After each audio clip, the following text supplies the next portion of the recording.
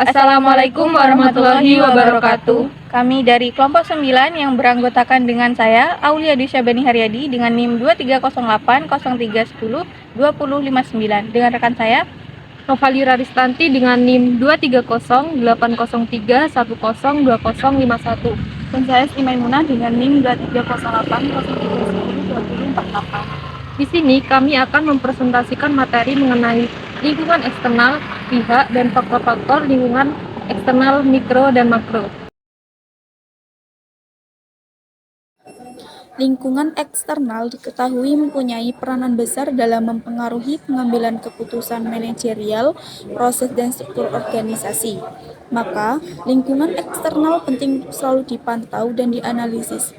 Tetapi, lingkungan eksternal secara keseluruhan sangat sulit untuk dianalisis, karena lingkungan eksternal sangat kompleks dan saling terkait satu sama lain.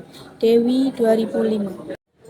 Menurut Astuti 2011, lingkungan eksternal adalah institusi atau kekuatan luar yang potensial mempengaruhi kinerja organisasi. Lingkungan eksternal terdiri dari dua komponen, yakni lingkungan eksternal mikro dan lingkungan eksternal makro. Selanjutnya mikro. Lingkungan eksternal mikro merupakan pelaku yang dekat dengan perusahaan dan mempengaruhi kemampuan perusahaan untuk melayani pelanggannya. Lingkungan eksternal mikro bagian dari lingkungan yang secara relevan terhadap pencapaian tujuan organisasi dan juga mempunyai pengaruh langsung terhadap kegiatan manajemen yang terdiri atas penyedia, para pesaing, langganan, lembaga, perbankan, dan non-bank. Selanjutnya ada indikator dari lingkungan mikro terdiri dari yang pertama pemasok, yang kedua perantara pemasaran, yang ketiga pelanggan, yang keempat pesaing, dan yang terakhir masyarakat atau publik.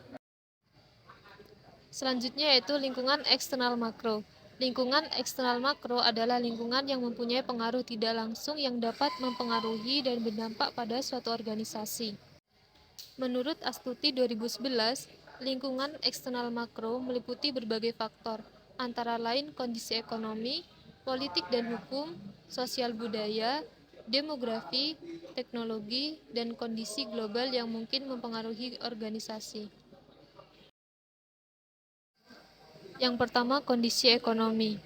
Tingkat inflasi, masalah pengangguran, tingkat pertumbuhan pendapatan nasional, keadaan neraca pembayaran, kondisi pasar saham, serta fluktuasi kurs valuta asing dan suku bunga secara umum adalah beberapa faktor ekonomi yang mempengaruhi praktik manajemen dalam aktivitas bisnis.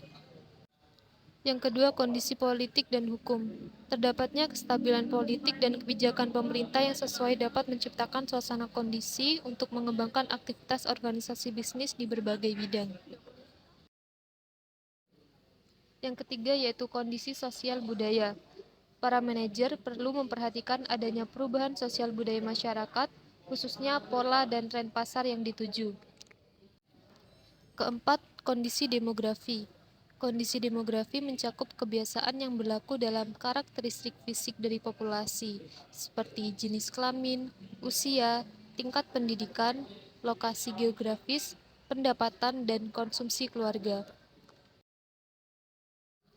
Yang kelima, teknologi. Teknologi merupakan salah satu faktor lingkungan umum yang paling dramatis atau paling cepat mengalami perubahan. Teknologi pun menjadi salah satu faktor yang mempengaruhi keputusan manajer terutama dalam hal pengembangan produk. Yang keenam, globalisasi.